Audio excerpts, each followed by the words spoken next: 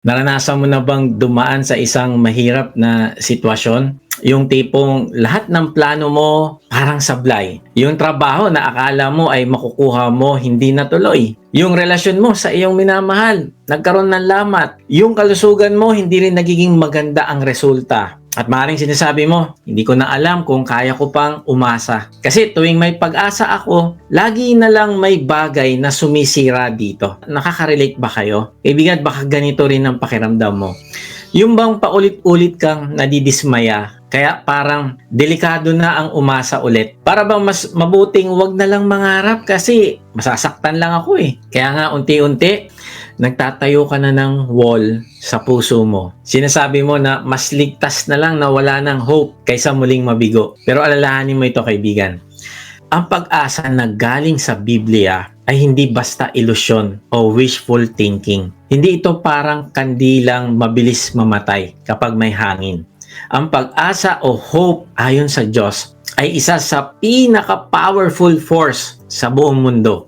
Naalala ko yung illustration, yung mga daga na isa-isa sila nilagay sa tubig, isang balde may tubig. And then, napansin nila na ilang minuto lang nalulunod na yung mga daga. Pero may isang daga na bago siya malunod, kinuha siya ulit. And then, pinagpahinga. Pagkatapos, nilagay ulit siya sa timba na may tubig. Alam mo, yung daga na yun, tumagal yung kanyang buhay. Hindi siya nalunod. Nakipaglaban siya, lumangoy siya, at tumagal ng oras bago siya tuluyang nalunod. Bakit? Yung iba, saglit lang, namatay agad sila kasi nawalan sila ng hope. Mabilis silang nalunod. Pero yung isa, alam niya, umaasa siya. Naku, baka kunin ako ulit at baka iligtas ako. So kaya lumalaban siya na siya ay makalutang. Alam mo, yan ang powerful kapag tayo ay may hope. At ang hope na yan, syempre, hindi nakafocus sa atin. Nakafocus ang hope na yan sa Diyos na sobrang faithful. Hindi ito nakabatay sa emosyon, hindi sa sitwasyon at hindi rin sa track record natin. Bakit? Kasi nakasandal ito sa mismong character at pangako ng Diyos na tapat at di nagbabago. Kaya ngayon may bago tayong series na tinatawag na Guardrails para itong mga bantay na inilagay ng Diyos sa ating buhay. Proteksyon para hindi tayo lumihis, hindi tayo mahulog sa bangin at manatili tayong nasa tamang daan. At sa mensahe natin ngayon, isa sa pinakamahalagang guardrail ang ating pag-uusapan. Ano yon? Ang pagbabantay sa ating pag-asa. Guard your hope. Hindi kasi pwedeng mawala ito. Pag ito yung nawala, yung pag-asa, yung hope natin na meron tayo sa Diyos, mahirapan tayong makasurvive. Marahil iniisip mo, Kuya Mike, bakit ko pa kailangan bantayan ng pag-asa ko? Kaibigan, maraming bagay ang pwedeng magpawala ng ating hope. Halimbawa, takot. Kapag natabunan tayo ng takot, takot mawalan ng trabaho, takot sa kinabukasan, takot na baka kulangin. Alam mo, unti-unti kinakain ito ang hope na meron tayo. O kaya, pag hindi mo binabantayan ng iyong hope, alam mo, ang magpapawala dito ay ang pagdududa. Kapag lagi tayo nagtatanong, tutulungan pa ba talaga ako ng Diyos? Parang wala naman siya eh. Alam mo, ibig sabihin nito, nawawalan ka na ng pag-asa. Pwedeng ang magpawala ng iyong hope ay pagkabigo. Maaring ilang beses na tayong nabigo sa negosyo, nabigo sa relasyon, nabigo sa kalusugan at tuwing bumabagsak tayo, mayroong bumubulong sa atin. Huwag ka na umasa kasi masasaktan ka lang ulit. Ganyan si Satan eh. O pwedeng ang magpawala ng iyong pag-asa ay pagod. Yung tipong ang dami mong laban araw-araw. Budget. Lumalaban ba kayo sa budget? Nako, kami rin. Lumalaban sa budget. May laban sa trabaho. May laban sa pamilya. Hanggang sa nauubos na yung lakas mo at nawawalan ka na rin ng gana na umasa. Kasi napapagod ka na. Kaya lang ito yung problema. Kaibigan, kapag nawala ang ating pag-asa, nawawala din ang direction natin. Para kang bangkang walang layag, basta na lang inaanod ng problema. Nawawala din ang kagalakan. Kahit may blessing ka, hindi mo na ito makikita kasi nakatutok ka sa problema o nakatingin ka sa future na negative. Kaya hindi mo ma-appreciate ang blessing na meron ka na ngayon. Kapag wala kang hope, nawawala ang pananampalataya mo. Tandaan natin na ang hope at faith ay magkasama. Kapag nawalan ka ng hope, unti-unti ring lumalabo ang iyong faith. Kapag wala kang hope, ay nawawala din ang purpose mo. Hindi ka na nakakapaglingkod na may sigla. Kasi inisip mo, wala rin namang patutunguhan. Kaya nga, tapusin mo ang mensahe na ito. Guard your hope. Dahil kapag hindi mo ito binantayan, madaling nakawin ng mundo at ng kaaway ang ating pag-asa. At kapag nawala ang pag-asa mo, parang nawala na rin ang meaningful life na gusto ng Diyos para sa iyo. Alalahanin mo na hindi ito tungkol sa positive thinking. Bakit? Kasi ito ay ang klase ng pag-asang nakaugat sa walang kapantay ng mga pangako ng Diyos sa atin. At yan ang tatalakayin natin sa mensaheng ito. Guard your hope, hold fast to the promise. Magandang araw muli mga ka-Wotji. Salamat sa Diyos sa inyong pagsubaybay sa mga mensahe ng ating Diyos dito sa ating vlog na may bagong upload every Monday 6 p.m. Sa mga hindi pa nakakilala sa akin, ako po si Kuya Mike. Ang calling po sa akin ng Diyos ay magbahagi ng kanyang salita sa paraang mas madaling maiintindihan ng mga manonood. Meron nga pala tayong gaganapin na baptism. Kung ikaw ay nagsuko na ng iyong buhay sa Panginoong Jesus, ay inaanyahan ka naming i-declare mo ito publicly at ipahayag na ikaw ay totoong tagasunod na ng Panginoong Jesus. Ang link ng registration ay makikita nyo sa description. Sumali ka din every Monday sa ating D-Group Leaders Training. Panahon na para humakbang ka ng pagsunod sa panawagan ng Diyos sa iyo. Mag-register ka lang sa link na naroon sa description. Okay, balik tayo sa topic. Paano nga ba natin babantayan ang ating pag-asa o hope? Una, draw near to God with authentic faith. Pangalawa, hold fast to hope because God is faithful. Pangatlo, guard your hope through Christian community. So pag-usapan natin ang una, draw near to God with authentic faith. Sabi sa Hebrews 10:22, basahin natin ito. Tayo'y lumapit na may tapat na puso sa lubos na katiyakan ng pananampalataya, na ang mga puso ay winisikang malinis mula sa isang masamang budhi at nahugasan ang ating katawan ng dalisay na tubig. Sa original na context, yung salitang lumapit ay ginagamit sa templo, sa lumang tipan, kasi ang makakalapit lang sa Diyos ay ang pinakapunong pare. Maraming pare, pero merong pinakapunong pare. At siya lang ang pwedeng lumapit sa presensya ng Diyos, doon sa Holy of Holies. At isang beses lang ito sa isang taon. Tapos, bago pa siya makalapit sa Diyos na banal, ay kailangan pa niyang dumaan sa napakaraming ritual, gaya ng paglilinis at pag-alay ng mga hayop. At kahit ganun pa ang ginagawa nila, ay natatakot pa rin sila. Dahil isang pagkakamali lang, kamatayan ang kapalit nito. Kaya nga, ayon sa tradisyon ng mga Hudyo, alam nyo, yung punong pari, naku, may tali pa yan sa bewang niya. Para kung siya ay papasok na doon sa Holy of Holies, para mag-alay, para sa kasalanan ng kanyang bayan, ay sinisigurado niya meron siyang tali. Para kapag siya ay namatay doon sa loob ng kabanal-banalang dako dahil sa kasalanan o pagkakamali o dahil hindi siya nalinis, nako, ang gagawin ng mga tao na nasa labas, yung mga pare, hihilahin siya palabas. Yun yung purpose ng tali. Anong ibig sabihin nito? Ang ibig sabihin, hindi basta-basta ang paglapit sa Diyos noon. Bakit? Kasi ang kabanalan ng Diyos ay hindi pwedeng lapitan ng isang tao na may bahid ng kasalanan. Isang maling galaw, buhay ang kapalit. Kaya nga maaring natatakot ang punong pari sa tuwing papasok siya sa pinakabanal na dako. Dahil alam niya nakasalalay ang buhay niya sa tuwing papasok siya sa presensya ng Diyos. Pero narito yung magandang balita, kaibigan. Dahil sa Panginoong Yesus, lahat ng kailangang gawin para makalapit tayo sa presensya ng Diyos ay tinapos na niya sa krus ng Kalbaryo. Alam niyang hanggat nagkakasala tayo ay hindi tayo makakalapit sa banal na Diyos. Kaya inalay niya yung kanyang sarili upang bayaran ang lahat ng ating kasalanan. At hindi lang yun, siya pa din ang ating naging pinakapunong pari na hindi na mamamatay. Noong araw, yung mga pinakapunong pari namamatay, pinapalit-palitan sila Nag-iiba-iba sila. Merong hangganan. Ang ibig sabihin lang pinapakita lang ng picture na ito, na kapag ang punong pari ay ang Panginoong Yesus, ang ibig sabihin nun, hindi na tayo paulit-ulit na matatakot. Kasi meron na nagre-represent sa atin sa langit, sa ating Ama. Siya ay kasama ng Ama sa langit at siya ang namamagitan sa atin ngayon bilang ating mediator sa Diyos. Ang ibig sabihin nun, for eternity na yon. Siya ang ating mediator. Parang sinasabi niya ngayon sa Ama, Ama, binayaran ko na ang kasalanan ng taong ito.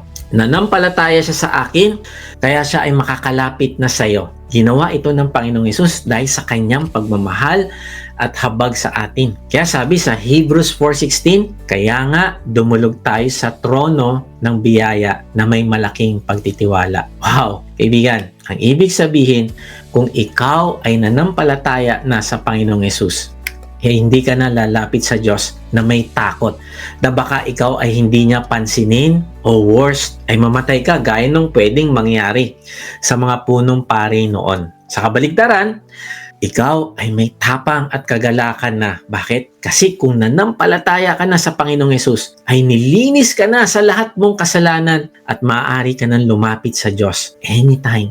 Kaya lang, kailangan mo itong pagtiwalaan. Kailangan mo itong paniwalaan. Kung lalapit ka sa Diyos, ay lumapit ka na may buong pananampalataya. Draw near to God with authentic faith. Mananampalataya ka na, Lord, thank you. Binayaran mo na lahat ng kasalanan ko, malinis na ako, pwede na ako lumapit sa iyo.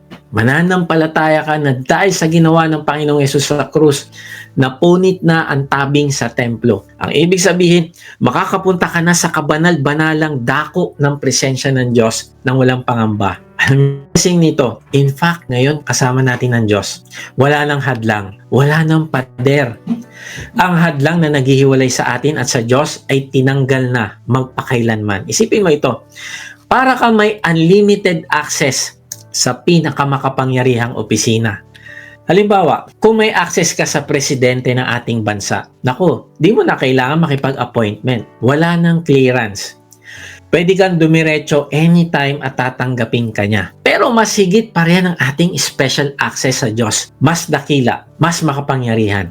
Ang access natin ay hindi lang sa isang opisyal, kundi sa ating Creator. Kaya kaibigan, simulan mo gamitin ang access na ito para lumapit sa presensya ng Diyos araw-araw. Ito ang magpapalago ng iyong hope. Bakit? Kasi kapag hindi tayo lumalapit sa Diyos, lumalamig ang puso natin. Pero kapag lumapit tayo na may katiyakan ng pananampalataya, muling nabubuhay ang apoy ng pag-asa. Dahil ang hope ay hindi nanggagaling sa sitwasyon, kundi sa presensya ng Diyos mismo. Kaya nga, nakakatuwa. Kasi alam ng Diyos na habang nandito tayo sa journey natin, maraming mga factors para mawala yung hope. Kaya ang ginawa niya, tatanggalin ko yung harang. Makakalapit ka na sa akin. At ang gawin mo, lumapit ka sa akin ng nananampalataya na kasama mo ako. Yun na magbibigay sa atin ng hope. Kaya nga, sabi sa Santiago 4:8, magsilapit kayo sa Diyos at siya, anong gagawin niya pag tayo daw lumapit sa Diyos? At siya ay lalapit sa inyo. Kung lalapit ka sa Diyos, ay anong pangako niya? Lalapit siya sa iyo. At makakasama mo siya mismo na magbibigay ng hope sa iyo. Bakit? Kasi pag lumapit siya sa iyo, magpapakilala siya sa iyo. At kapag ni-reveal niya ang kanyang sarili sa iyo, kapag nakita mo ang glory niya at nakita mo ang goodness niya, ay ito magpapaiba ng pananaw mo sa mga nangyayari sa iyong paligid. Alam niyo, ang isa sa dahilan kung bakit gustong-gusto ko magbasa ng araw-araw, lumapit sa kanyang presensya, ay dahil araw-araw, inaabangan ko yung i-reveal niya sa akin kung gaano siya kabuti, kung ano yung character niya. Kasi yun yung nagbibigay sa akin ng hope, yun yung nagbibigay sa akin ng courage, yun yung nagbibigay sa akin ng dahilan para mas mahalin ko siya ng lalo pa sa aking buhay. Mapapalitan ang mga hindi totoong alalahanin ng pag-asa kung kilala natin siya. Kaya nga, kung gusto mong bantayan ng iyong pag-asa, hindi ka mawalan ng hope, huwag ka lalayo sa Diyos. Hindi ko alam kung anong pinagdadaanan mo at minsan natatakot ka. Pero kung ayaw mo mawala ang hope, na meron ka, lumapit ka sa Diyos. Spend time with God's Word. Basahin mo ito. Tignan mo kung gaano siya kabuti. Nakabaliktaran, kung hindi ka lalapit sa Kanya, manghihina ka. Kaya nga, kung may problema ka, lumapit ka. Kapag may takot ka, lumapit ka sa Kanya. Kapag may pagdududa ka, mas lalo kang lumapit. Kapag may kasalanan ka, huwag may isipin na, naku, baka hindi na ako makalapit sa Diyos kasi may kasalanan ako. Mali. Mas lalo kang lumapit. Bakit? Kasi ang pag-asa ay lumalakas kapag ang puso ay lumalapit sa Diyos at tatanggapin ka niya, lilinisin ka niya. Kapag lumapit ka na merong authentic faith. Pero pansinin mo kaibigan, na hindi lang sinabi ng talata na lumapit tayo, kundi may dalawang mahalagang paraan kung paano tayo lalapit. Una, lumapit na may tapat na puso. Ang salitang tapat dito ay nangangahulugang totoo, wagas, walang pagkukunwari. Kaibigan, ang Diyos ay hindi interesado sa ating panlabas na performance o sa ating maskara ng kabanalan. Hindi siya natutuwa sa mga panlabas na anyo lang. Ang hinahanap niya ay ang totoong ikaw. Ikaw na may mga pagkukulang. Ikaw na minsan nagdududa din sa Kanya. Ikaw na may takot at kahinaan. Alam mo, kapag lumapit tayo sa Diyos na puno ng pagpapanggap, mas lalo lang tayong napapalayo sa Kanya. Halimbawa, sa harap ng Diyos, nagkukunwari na matibay ka. Kunyari, walang takot o pagdududa.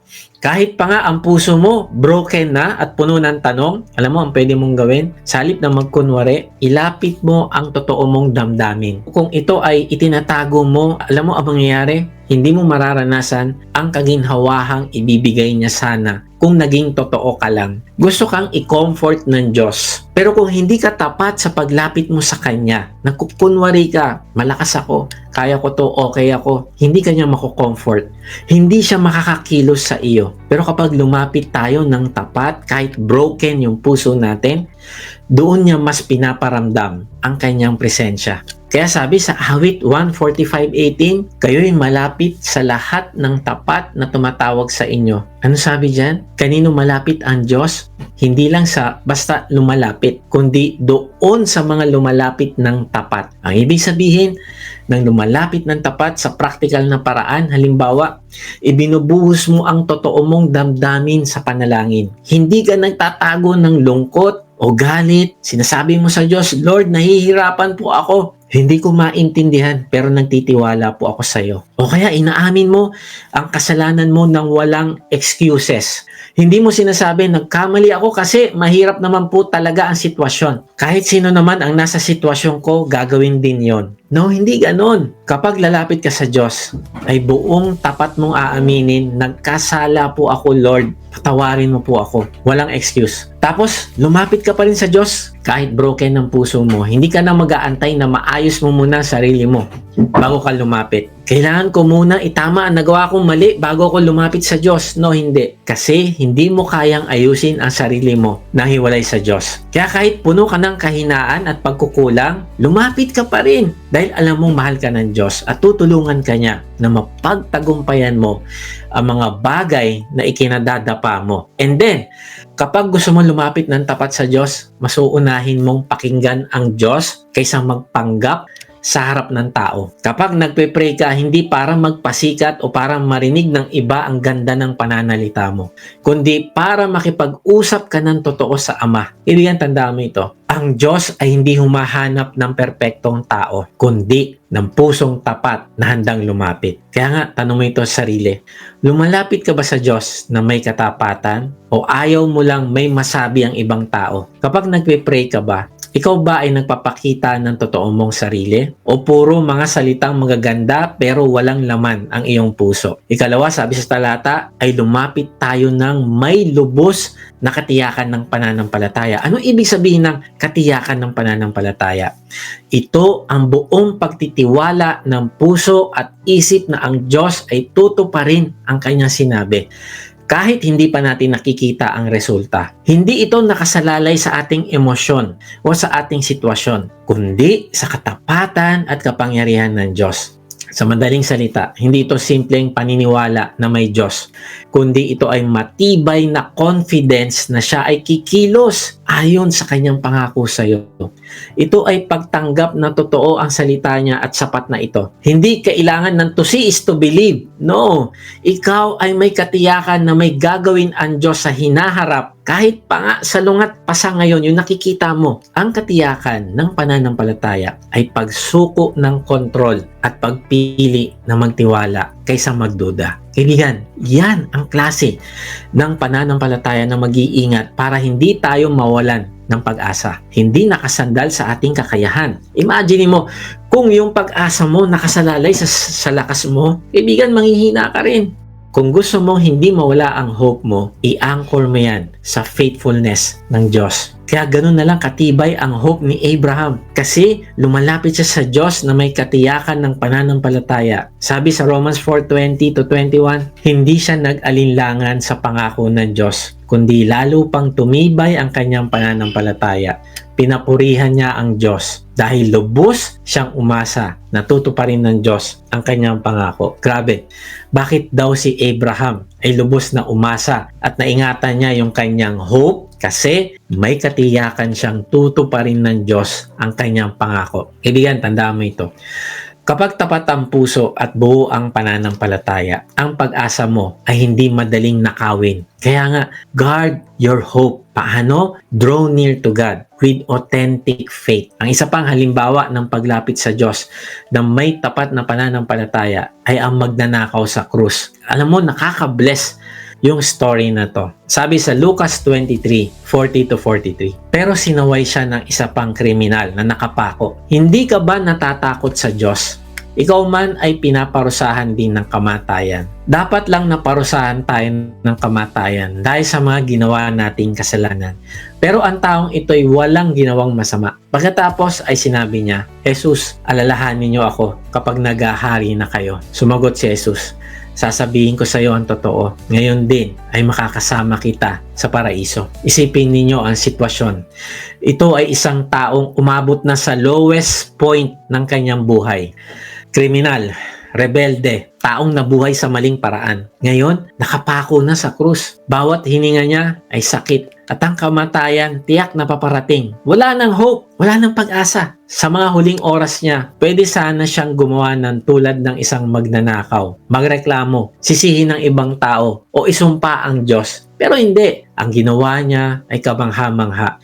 Inamin niya ang kanyang kasalanan. Buong tapat na sinabi, dapat lang naparusahan tayo ng kamatayan dahil sa mga ginawa nating kasalanan. Walang palusot, walang pagtatakip, walang pagyayabang. At doon nangyari ang lahat na sa huling sandali ng kanyang buhay, lumapit siya sa Panginoong Hesus na may pinakamakatotohanang panalangin. Yun ang paghingi ng awa. Sabi niya, Jesus, alalahanin niyo ako kapag naghahari na kayo. Isipin mo ito, wala na siyang oras para ayusin ang buhay niya. Wala na siyang pagkakataon para bumawi pa sa maling nagawa niya sa buhay. Wala na siyang chance na patunayan ang kanyang sinseridad sa mabubuting gawa. Ang meron lang siya, tapat na pag-amin sa kanyang kasalanan at katiyakan ng pananampalataya na kaya siyang iligtas ng Panginoong Hesus. At anong tugon ni Lord? Agad-agad, malinaw at nakakamangha. Sabi niya, ngayon din ay makakasama kita sa paraiso. Kaibigan, sa huling sandali ng kanyang buhay, nagkaroon siya ng pag-asa. At ang pag-asa na iyon ay naging pangwalang hanggan. Mula sa desperation at misery ay nagkaroon ng kapatawaran at kaligtasan. Bakit? Dahil siya ay lumapit ng tapat, walang pagkukunwari, at may buong-buong pananampalataya sa biyaya ng Panginoong Hesus. Kaibigan, draw near to God with authentic faith. So, paano nga ba natin babantayan ang ating pag-asa o hope? Una, draw near to God with authentic faith. Pangalawa, hold fast to hope because God is faithful. Basahin natin Hebrews 10:23. Manangan tayong matibay sa pag-asang ipinahayag natin na walang pag-aalinlangan sapagkat siya na nangako ay matapat. Napansin mo ba yung salitang matibay? Ang salitang Griego na ginamit dito ay aklines, nang ibig sabihin ay hindi nababaluktot, hindi natitinag, hindi kayang yumuko sa bigat ng pressure. Parang bakal na poste na hindi bumibigay kahit anong bagsik ng bagyo. O parang parola o lighthouse. Alam niyo yung lighthouse? Siya yung nagliliwanag doon sa dagat para yung mga barko hindi bumangga. At tingnan nyo, yung ilaw na nanggagaling sa lighthouse, kahit anong lakas ng bagyo, steady lang yung ilaw. Nananatiling nakatayo, gabay sa mga barko. Kahit ang dagat, nagwawala na. Ito yung pangalawang paraan para bantayan ang ating pag-asa. Panghawakan natin ng matibay. Ang ibig sabihin, hindi ka matitinag. Kahit anong bagyo, panghawakan mo ng matibay. Aklinis, ang mga pangako ng Diyos sa iyo. Walang pag-aalinlangan dahil siya na nangako ay tapat. Tandaan mo kaibigan, hindi sinasabi ng talata na maging positive thinker tayo. No, hindi ganon. Hindi ito basta okay lang yan, laban lang, kaya mo yan. No, hindi. Kundi ang tinutukoy dito ay ang tiyak na pag-asa na nakabatay sa mga pangako ng Diyos sa kanyang salita. Alam mo, kagabi sa D-group, meron nagtanong, sabi niya, paano ko malalaman na pinatawad na ako ng Diyos? Paano ko mararamdaman yun? Ang sagot ko, hindi mo mararamdaman. Hindi sa emotion mo, kung hindi by faith, authentic faith na pinatawad ka ng Diyos. Kasi yun yung sinabi sa salita niya. Yun yung promise niya. Ang sabi niya, if you confess your sin, God is faithful and He is righteous to cleanse us from all our unrighteousness. Pangahawakan natin ng matibay yung promises niya. Kahit anong sinasabi ni Satan, hindi, makasalanan ka eh, nagkasala ka na naman eh. Hindi ka naligtas, hindi ka na anak ng Diyos. Hindi, pangahawakan ko yung promise ni God. Pinatawad niya ako. Sabi sa Colossians, pinatawad na lahat ng kasalanan ko. Ang sabi, lahat ng nanampalataya at tumanggap sa Kanya, naging anak ng Diyos. Pangahawakan ko yun. At bakit tayo makakapagtiwala sa Diyos? Hindi dahil malakas tayo. Hindi dahil magaling tayong kumapit, kundi dahil siya na nagbigay ng pangako ay tapat na tutupad sa kanyang pangako. Isipin niyo, maakyat sa bundok na matindi ang lalim ng bangin. Ang buhay mo nakatali sa isang lubid. Ang tanong, gusto mo ba na ang lubid na gagamitin mo ay gawa ng isang company na paminsan-minsan pumapalya? O gusto mo yung lubid na gagamitin mo ay gawa ng isang kumpanya na merong history na kahit kailan, hindi pa naputulan ng lubid, 100%. Sino pipiliin mo? Siyempre ako, mas pipiliin ko yung reliable na supplier na kahit minsan walang record na naputol yung tali niya. Bakit? Buhay ko yun eh. Buhay ko nakasalalay doon. Mga kapatid, ganito ang katapatan ng Diyos. Wala ni isang pangako ang kanyang sinabi na nabigo. Ang kanyang record ay perfect. Kaya pwede nating panghawakan. Sabi sa Bilang 23:19, ang Diyos ay hindi tao na magsisinungaling o magbabago ng kanyang isip. Nagsasabi ba siya ng hindi niya ginagawa? Nangangako ba siya ng hindi niya tinutupad? Kaibigan, tanungin mo ito sa sarili. Saan ka ba mas kumakapit? Sa damdamin mo na pabago-bago o sa katapatan ng Diyos na hindi nagbabago? Tandaan mo ito, hindi ang lakas ng pagkapit mo sa Diyos ang mahalaga. Oo, kailangan natin kumapit ng matibay. Pero tandaan natin, kailangan natin manampalataya na ang katapatan ng Diyos na pinanghahawakan mo ay totoo at gagawin niya yan. Ang isa sa larawan ng pagkapit sa pag-asa dahil tapat ang Diyos ay yung balo sa Sarepta. Sa panahon na ito, matindi yung taggutom sa Israel dahil ipinasara ng Diyos ang langit at hindi umulan bilang judgment sa kasalanan ng bayan at ng masamang hari na si Ahab. Now, si Propeta Elias naman ay inutusan ng Diyos na pumunta sa Sarepta, isang bayan sa Sidon, at doon siya papakainin. Imagine mo, papakainin siya ng isang balo na mahirap at halos wala nang makain. Alam mo, kung ako si Elijah, no, baka magduda ako, Lord, siya ba magpapakain sa akin? Siya nga, walang pagkain eh. Pero nagtiwala si Elijah. Pumunta siya doon. Alam mo, sa utos ng Diyos, humiling si Elias na unahin siyang bigyan ng tinapay. Grabe, no?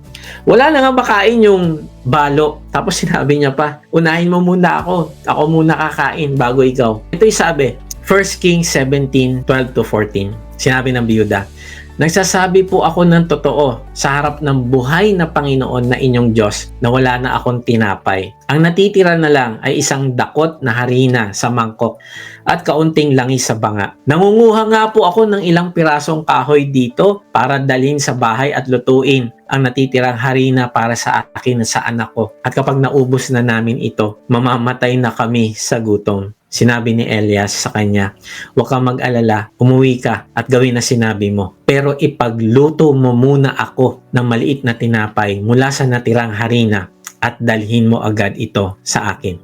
Pagkatapos magluto ka rin para sa iyo at sa anak mo, sapagkat ito ang sinasabi ng Panginoon, ang Diyos ng Israel." Now, tignan natin, ano yung pangako? Doon sa balo, hindi mauubusan ng harina ang iyong mangkok at hindi mauubusan ng langis ang iyong banga hanggang sa araw na padalhan ko ng ulan ang lupa. Isipin ninyo yung sitwasyon. Matinding taggutom ang buong lupain. 3.5 taon na walang ulan. Hindi lang 1 linggo 3.5 years. Ang pagkain ay ubos na. Ang tao ay namamatay. At ang pag-asa, wala na.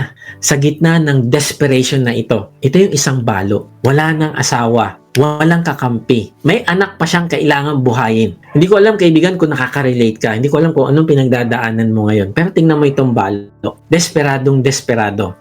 Ang natira na lang sa kanya ay isang dakot na harina at kaunting langis. Panghuling pagkain na nila bago sila mamatay. Nawala na ng pag-asa. Tapos dumating si Elias at sinabi, "Unahin mo akong bigyan ng tinapay at hindi mauubusan ng harina ang iyong bangkok at hindi mauubusan ng langis ang iyong banga hanggang sa araw na padalhan ko ng ulan ng lupa." Grabe, parang wala namang logic yon. Paano uunahin ng balo si Elias? E di pag binigay niya ang huling tinapay niya, ay mamamatay na sila kasi wala na silang pagkain. Pero ang puso ng balo ay kumapit sa pag-asa na tapat ang Diyos. Ginawa niya ang sinabi ng propeta. Ibinigay niya ang kanyang huling tinapay. At anong nangyari? Hindi naubos ang harina. Hindi natuyo ang langis. Hindi 1 araw lang. Hindi 1 linggo lang. Hindi 1 buwan lang. Kundi buong 3.5 taon ng taggutom. Araw-araw siguro iniisip ng balo, "Naku, baka bukas ubos na yung harina ko." Imagine mo yun, pagkising niya ng umaga, titignan niya yung lagayan niya. "Naku, meron pa ba?" Praise God, meron pa. Pero araw-araw din niyang napapatunayan na tapat ang Diyos. Kaibigan, hindi ko alam kung anong pinagdadaanan mo, pero God is faithful. Huwag kang matakot, huwag kang mawalan ng pag-asa. Lumapit ka sa Kanya na merong authentic faith at panghawakan yung hope na yon. Bakit? Kasi siya ay tapat, siya ay faithful. Kaibigan, ang kanyang desisyon na kumapit sa pag-asa ay hindi lang nagligtas sa kanya at sa anak niya, kundi nagbigay din ng pagkain sa isang propeta ng Diyos. At hanggang ngayon, 5,000 taon na ang nakalipas, ang kanyang kwento ay patuloy na nagbibigay inspirasyon sa ating mga mananampalataya. Kaibigan, handa ka bang kumapit sa pag-asa? Kahit na parang wala ka nang mahawakan, parang wala na laman yung wallet ko, Lord. 1 linggo pa yun bago magsweldo. Tapos, sabi mo, magbigay ako sa iyo. Sabi mo, tumulong ako. Kaibigan, kaya mo bang unahin ang Diyos sa gitna ng iyong kakulangan? Na maniniwala ka na siya ang magpupuno ng pangailangan mo? Tandaan mo ito, ang pag-asa na nakabatay sa katapatan ng Diyos ay hindi nauubos dahil ang Diyos mismo ang hindi nauubos sa kanyang katapatan. Sabi din ni J.I. Packer, "Behind every promise of God stands the character of God Himself. His word is as good as His name, and His name is excellent above all names. We may build our lives confidently upon His promises, for He has never yet failed to make good on any word He has spoken." Isipin mo ito, kapatid. Bigla kang binigyan ng tseke na nagkakahalaga ng 1 million pesos ng isa sa kinikilalang pinakamayaman tao sa buong mundo, si Elon Musk. Now, ang tanong, kailan ka magpapasalamat? Kapag natanggap mo na ang tseke o kapag na-encash mo na sa bangko? Siyempre, kahit hindi mo pa na-encash ang tseke, magpapasalamat ka na agad kasi naniniwala ka na merong pondo yung tseke na yon. Pinakamayaman, si Elon Musk, barya lang sa kanya yung 1 million pesos na yon. Hindi ka matatakot na baka tumalbog yung tseke. Kasi alam mong hindi niya ipapahintulot na madungisan yung kanyang pangalan sa pamamagitan lang ng pag-issue ng tseke na walang pondo. Ganun din ang pangako ng Diyos. Sa likod ng bawat pangako ay ang mismong karakter ng Diyos. Kung si Elon Musk nga ay may pangalan na pinoprotektahan, gaano pa kaya ang Diyos na ang kanyang pangalan ay higit sa lahat ng pangalan? Iingatan niya yon. Iingatan niya yung glory niya. Kaya hindi pwede na yung promises niya ay mababalik. Kaya nga maaari tayong kumapit na may buong pagtitiwala sa kanyang mga pangako. Kahit hindi pa natin nakikita ang katuparan. Hindi dahil malakas ang ating kapit, kundi dahil hindi kayang bumitaw ng Diyos sa kanyang salita. Wala ni isa sa kanyang mga pangako ang nabigo at hindi yon sasablay sa atin. Tandaan mo ito, kaibigan. Kung kayang tuparin ng tao ang kanyang salita para hindi madungisan ang kanyang pangalan, mas lalo ang Diyos na ang pangalan ay walang kapintasan at ang katapatan ay walang hanggan. Kaya nga simulan mong panghawakan kahit parang walang nangyayari. Bakit? Kasi tapat ang Diyos. He is faithful. Maring ilang taong ka nang nananalangin para sa asawa, anak o magulang na makakilala sila kay Lord. Dumadaan ang panahon at parang walang pagbabago. Kaya minsan inisip mo, Lord, nakikinig ka pa ba? Yes, kaibigan. Umasa ka sa Diyos na tapat. Di ba sabi niya, pag lumalapit ka sa Kanya, lalapit siya sa iyo. Yun yung pangako niya. Kahit kailan hindi kanya tatanggihan. Maring naghihintay ka na gumaling mula sa sakit ng pagkabigo o pagkamatay ng mahal sa buhay. Pero habang lumilipas ang oras, pakiramdam mo walang pag-asa at parang mananatiling sugatan ng puso mo. Kaibigan, tuloy mo lang ang hope na meron ka, na ang Panginoong Hesus ang magpapalakas sa iyo. Maring paulit-ulit mong idinadalangin ang trabaho, pambayad sa utang, o kakayahang itaguyod ang pamilya, pero kapag wala pa ring sagot, naisip mo, siguro nakalimutan na ako ng Diyos. Hindi, kaibigan. God is faithful. Maring matagal ka na nagtatrabaho pero parang wala pa ring pagbabago sa estado ng buhay.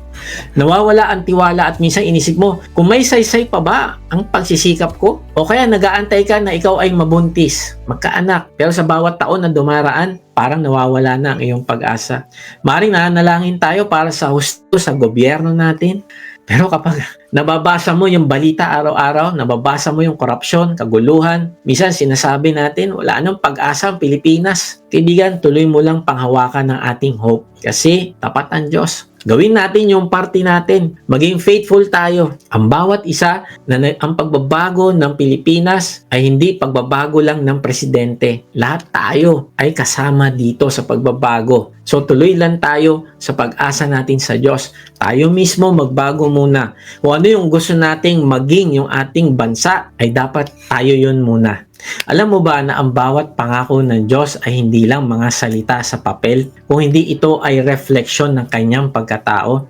At kung ang Diyos ay hindi kailanman nagkamali, hindi kailanman nagsinungaling, at hindi kailanman nagkulang, bakit tayo manghihina sa pag-asa? Pero ang tanong, paano ba ito ginagawa sa praktikal na buhay? Paano natin mababantayan ang ating pag-asa sa pamamagitan ng pagkapit sa mga pangako ng Diyos? Una, alamin mo ang mga pangako ng Diyos.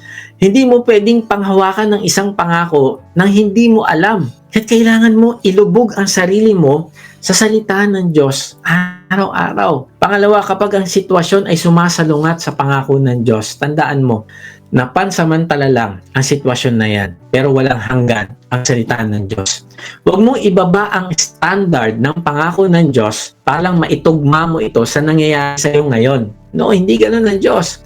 Hayaan mo ang pangako ng Diyos ang magbago ng sitwasyon sa kanyang takdang oras. Meron siyang sariling timing at pamamaraan, kaya ito yung panghahawakan natin. Pangatlo, palibutan ang sarili ng mga patutuo ng katapatan ng Diyos. Basahin mo yung mga kwento sa Biblia. Pakinggan ang mga testimony ng mga kapwa natin mananampalataya. Kapag napapagod ka o nawawalan ka ng hope, ang mga kwento ng kapatiran ang magpapaalala sa atin na tapat ang Diyos noon, tapat pa rin siya ngayon.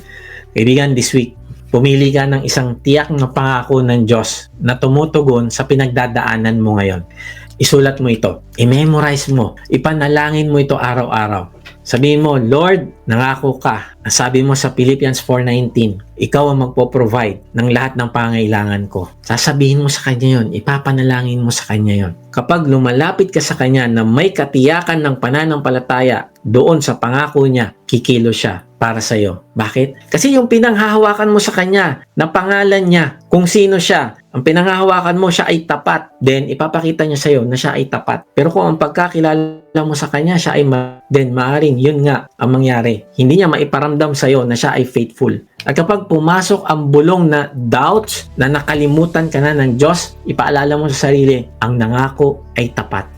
gagawin at gagawin niya yon. Sabi sa Panaghoy 3:22-23, ang pag-ibig at awa ng Panginoon ay walang katapusan. Iyan ang dahilan kung bakit hindi tayo lubusang nalipol. Araw-araw ay pinapakita niya ang kanyang habag. Dakila ang katapatan ng Panginoon. So paano nga ba natin babantayan ang ating pag-asa o hope? Una, draw near to God with authentic faith. Pangalawa, hold fast to hope because God is faithful. At pangatlo, guard your hope through Christian community. Manatili tayong konektado sa Kristiyanong komunidad na nag-uudyok, nagpapalakas at nagpapasigla sa isa't isa. Sabi sa Hebrews 10:24-25, isaalang-alang natin, magpalakasan tayo ng loob sa isa't isa patungo sa pag-ibig at mga mabubuting gawa. Huwag nating pabayaan ang ating pagtitipon-tipon katulad ng iba na may ganyang kaugalian. Sa halip, palakasin natin ang loob ng isa't isa, lalo na ng inyong nakikita na nalalapit na ang araw.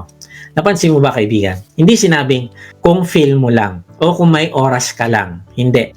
Malinaw na sinabi, huwag nating pabayaan ang ating pagtitipon-tipon.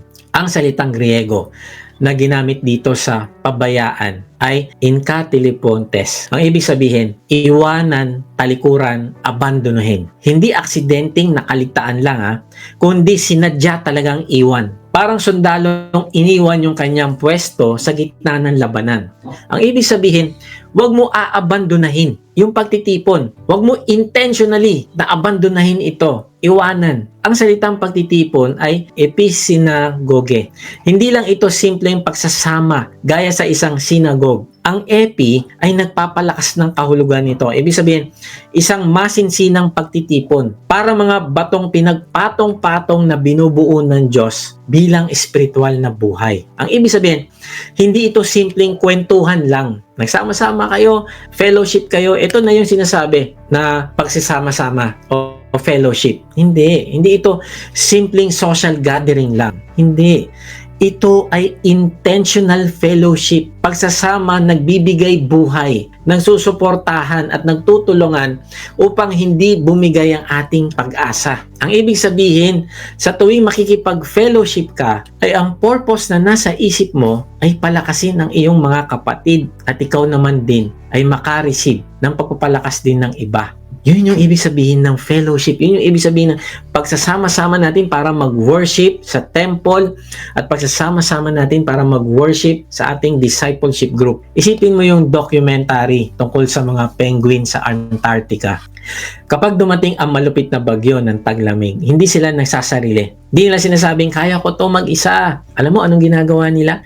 Nagtitipon-tipon sila, nagsasama-sama sila, nagdidikit-dikit sila. Merong purpose. Hindi lang sila nagdikit-dikit kasi magkakaibigan sila. Minsan kaya tayo pupunta sa church kasi andun yung ating kaibigan, andun yung ating crush, o meron tayong mga kasamahan sa isang club, o kailangan sama-sama tayo, punta tayo ron. Mali yung purpose. Pero tingnan nyo to, yung mga penguin merong purpose. Alam nila, ang purpose nila palakasin, ingatan ang kapwa nila penguin mula sa matinding lamig. At alam mo ginagawa nila? Nag-alternate sila sa pagpasok sa loob ng circle. Yung mga nasa outer circle, papasok yun sa loob, papapasukin nila yon. Ang ibig sabihin, hindi pwedeng manatili doon sa labas yung iba. Kailangan din nilang mainitan doon sa loob. Grabe, na-realize ko, naiintindihan ng penguin ang minsan na nakakaligtaan natin. Ano yon? Nasa gitna ng matinding lamig, ang pagtalikod o pag-abandona sa pagtitipon ay katumbas ng kamatayan. Imagine mo, kung nagmatigas yung isang penguin, hindi siya sumama doon sa circle ng pagtitipon-tipon na yon. Ano mangyayari sa kanya?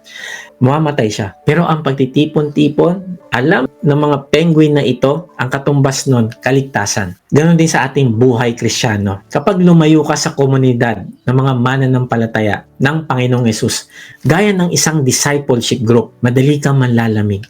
Mawawalan ka ng pag-asa. Pero kapag ikaw ay nakapaloob, may umaalalay, may nagdarasal para sa iyo, may nagpapaalala para sa iyo, ang pag-asa mo ay muling pinapalakas. Kaibigan, tanongin mo ito sa sarili. Sino ang umaalalay sa iyo, sa iyong pananampalataya?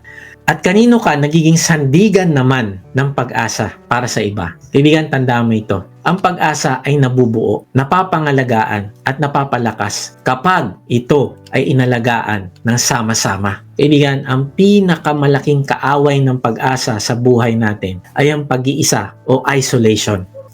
Kapag hinihiwalay natin ang sarili natin sa Christian community, kapag huminto tayo sa pagtitipon, kapag sinusubukan nating labanan na mag-isa ang ating mga laban, nagiging bukas tayo sa panghihina, sa discouragement at sa desperation na unti-unting pumapatay ng ating pag-asa.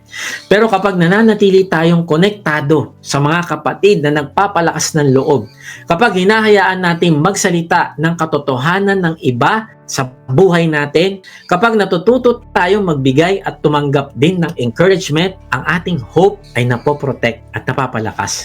Pagkatapos umakyat ng Panginoong Hesus sa langit, pwede sanang madurog ang pag-asa ng mga disciples. Maliit lang sila at nakapaligid ang napakaraming tao na nagpe-persecute sa kanila. Si Esteban, binato hanggang mamatay. Si Santiago, pinugutan ng ulo. Si Pedro, kinulong. Si Pablo, binugbog, binato at muntik pang nalunod sa dagat. Alam mo, kung mag-isa lang sila, matagal na silang sumuko. Pero tignan natin ang ginawa nila. Sabi sa Acts 2:42, inilaan nila ang kanilang mga sarili upang matuto sa turo ng mga apostol. Magsama-sama bilang magkakapatid. Magsalo-salo sa pagkain ng tinapay at manalangin. Kaibigan, hindi ito simpleng pakikisalamuha lang, kundi ito ay commitment nila sa bawat isa na magpalakasan. Araw-araw silang nagtitipon, nagsasalo-salo, nananalangin. Sabi sa Gawa 2:46, araw-araw sila'y nagkakatipon sa templo at nagpipira-piraso ng tinapay sa kanilang mga tahanan na masaya at may malinis na kalooban. Tuwing kailan daw sila nagtitipon? Ang sabi ay araw-araw. Para sa kanila ang pagtitipon ay hindi optional, kundi ito ay importante. Kaibigan, gaano kahalaga sa iyo ang iyong discipleship group? Gaano kahalaga sa iyo ang worship? Naiintindihan nila na ang hope ay kailangang araw-araw na pinapalakas sa pamamagitan ng community. Kapag dumating ang pag-uusig, mas lalo silang nagbubuklod. Then sabi pa sa susunod na verse, nagkaisa ang damdamin at isipan ng lahat ng mananampalataya at di itinuring ni numan na sarili niya ang kanyang mga ari-arian, kundi para sa lahat. Taglay ang dakilang kapangyarihan.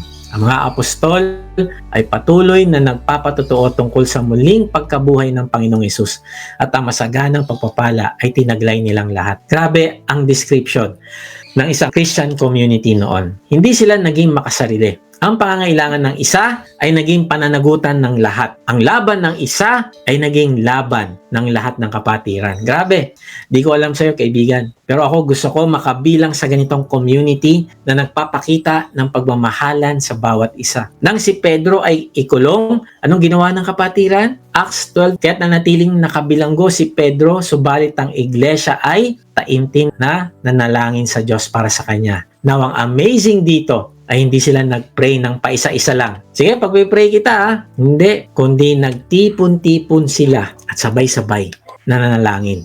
At nang palayain si Pedro ng Diyos, saan siya unang pumunta? Sa bahay kung saan nagkakatipon ang mga mananampalataya sa pananalangin. Ang ibig sabihin, very intentional sila na magtipon-tipon, manalangin, magpalakasan. Ganon din sina Pablo at Silas sa bilangguan sa Filipos. Sabi sa Gawa 16:25, na maghahating gabi na sina Pablo at Silas ay nanalangin at umaawit ng mga himno sa Diyos at nakinig naman ang ibang mga bilanggo. Grabe, sa gitna ng sugat, sakit ng katawan at tanikala, hindi sila nawalan ng pag-asa. Bakit?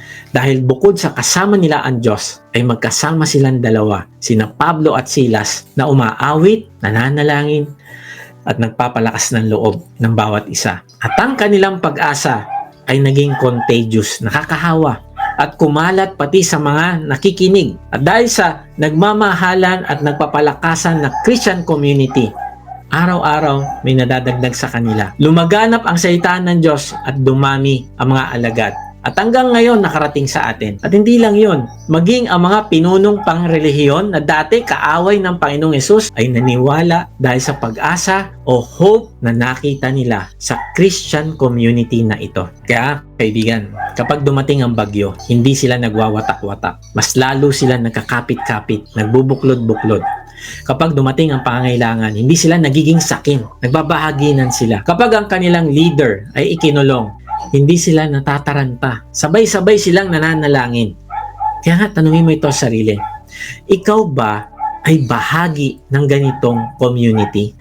O pinipili mo lumaban ng mag-isa at tuluyang nawawalan ka na lang ng iyong pag-asa? Kaya kaibigan, palagi ko nire-remind, sumali tayo sa isang online discipleship group. Doon makakakita ka ng mga kapatiran na magpapalakas ng iyong pag-asa. Doon ka lalago. Doon mo mas makikilala ang Panginoong Hesus. Kaibigan, tandaan mo ito.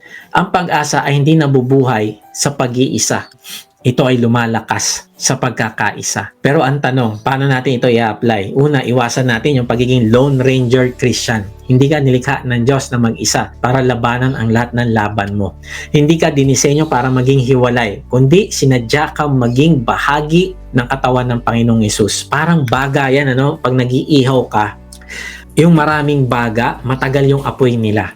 Pero subukan mong ihiwalay yung isa. Anong mangyayari doon?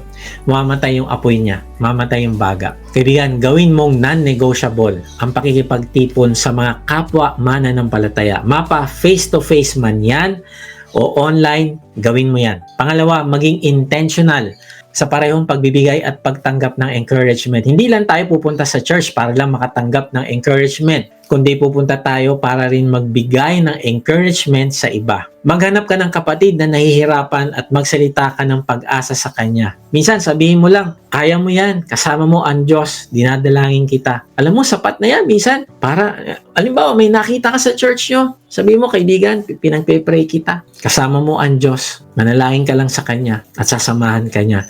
Alam mo, yung mga ganitong salita, nakakapag-encourage ng iba. Pangatlo, sumali ka o manguna ng isang discipleship group na hindi lang tuwing Sunday nagkikita. Kailangan mo ng mga relasyon kung saan kilala ka nila, ipinapanalangin ka at pinapalakas ka nila. Pang-apat, kapag tinutokso kang mag-withdraw o lumayo sa community, lalo na kapag may mabigat kang pinagdadaanan, naku, yan mismo ang oras na mas lalo mong kailangan ng komunidad. Kaibigan, maaaring sinasabi mo, Kuya Mike, ang ganda lahat ng sinabi mo tungkol sa pag-asa. Pero paano kung wala na akong pag-asa? Paano kung matagal nang patay ang pag-asa ko? Paano kung paulit-ulit na ako nadidismaya hanggang sa sumuko na ako sa pag-asa? Kaibigan, ang katotohanan na narito ka ngayon, nakikinig pa rin, ay patunay yan na hindi pa tuluyang patay ang pag-asa sa puso mo. Maaaring natabunan ka ng failures, nadurog ka sa bigat ng problema, pero kaibigan, buhay ka pa rin. Meron ka pag-asa. Lumapit ka ngayon sa Panginoong Hesus ng tapat at may pananampalataya. Bakit? Kasi siya ang ating hope. Sabi sa 1 Timothy 1:1, mula kay Pablo na apostol ni Kristo Jesus ayon sa utos ng Diyos na ating tagapagligtas at ni Kristo Jesus na ating pag-asa. Hindi lang nagtuturo si Lord tungkol sa pag-asa. Bakit? Kasi siya mismo ang pag-asa. Nang siya ay napako sa krus, hindi lang niya pinasan ang kasalanan mo, kundi binayaran niya ito ng kumpleto. Nang siya ay nabuhay na maguli, hindi lang niya pinatunayan na siya ay Diyos. Pinatunayan niya na may buhay na walang hanggan. Kaya kung hindi mo pa kailanman personal na pinagkatiwala yung buhay sa Panginoong Hesus, kung hindi mo pa siya tinanggap bilang Panginoon na tagapagligtas, ibig sabihin, sinusubukan mong itayo ang hope mo sa foundation na hindi matibay. Pwede kang umasa sa kalusugan mo, pero ang katawan natin sa ayaw at sa gusto mo ay tatanda at magkakasakit. Pwede kang umasa sa tao, pero kahit ang pinakamamahal mong tao ay maaaring magkulang din yan sa'yo o magtaksil sa'yo. Pwede kang umasa sa tagumpay at pera, pero lahat ng yon pansamantala lang. Pero kapag ang Panginoong Hesus ang naging pundasyon ng iyong pag-asa, ang hope mo ay hindi matitinag. Kasi nakaugat ito sa eternity. Ito ay walang hanggan. Kaya ngayong araw, ipahayag mo ang iyong pananampalataya sa Panginoong Hesus sa pamamagitan ng isang panalangin. Kahit nasan ka, sabihin mo ito sa Kanya. Panginoong Hesus, inaamin ko po na ako po'y makasalanan. Patawarin niyo po ako. Nananampalataya po ako na ikaw ang nagbayad ng lahat ng aking kasalanan sa krus. At ngayon nga, binubuksan ko na po ang aking puso. Pumasok ka at manahan sa akin. Salamat sapagat ngayon ay nasa akin ka na. Salamat at isang araw ay makakasama kita sa langit. Simula ngayon, tatalikdan ko na po ang aking kasalanan. Amen. Alam mo kaibigan, kung ikaw ay nanampalataya ng tapat sa Panginoong Hesus, kung idinalangin mo ito na may buong pananampalataya, welcome sa family ng Diyos. Yung iba, sinasabi nila, bakit i-welcome mo agad? Nakasama siya sa family ng Diyos. Bakit? Kasi naniniwala ako, pinanghahawakan ko yung promise ng Diyos na sa mga nanampalataya at tumanggap sa Panginoong Hesus, sila ay binigyan ng karapatang maging anak ng Diyos. Kaya nga kaibigan, ngayon ang pag-asa mo ay nakaugat na sa foundation na hindi kayang gibain ng anumang bagyo. Ang foundation mo ay ang ating Panginoong Hesus mismo. Kung sumabay ka sa panalangin natin bilang pananampalataya at pagtanggap mo sa Panginoong Hesus, mag-iwan ka sa comment section ng salitang accept para makilala ka namin at masama sa aming panalangin para sa iyong paglagawang spiritual. Kung na-bless ka naman sa message na ito, inaanya kita mag-subscribe sa aking YouTube channel upang ma-notify ka pag may bago na kaming video. Ibahagi mo din ang mensahe na ito sa iba ng mga nanghihina, nangangamba sa buhay at nasa kapighatian upang ma-encourage sila na lumapit sa Diyos na nagmamahal sa atin. Kung gusto mo namang mas makilala pa ang Diyos, sumama ka lang sa aming online discipleship group. Type mo lang ang salitang join sa comment section or check mo ang registration sa link sa description. Salamat nga pala sa mga nagsusupport sa ating ministry at kung gusto mong maging partner sa ministry na ito na magamit ka ng Diyos sa pagpapalaganap pa ng kanyang salita at pagtulong sa mga nangangailangan ay inaanyahan kita mag-support financially sa ating gawain. Meron tayong link sa ating give page sa description. Pag hindi nyo nakita ang link ay mag-type lang kayo ng partner sa comment section at papadala namin kayo ng link. Sa ating pagtatapos, balikan natin yung ating natutunan tungkol sa pagbabantay ng ating hope o pag-asa. Una, draw near to God with authentic faith. Lumapit as is dahil tatanggap.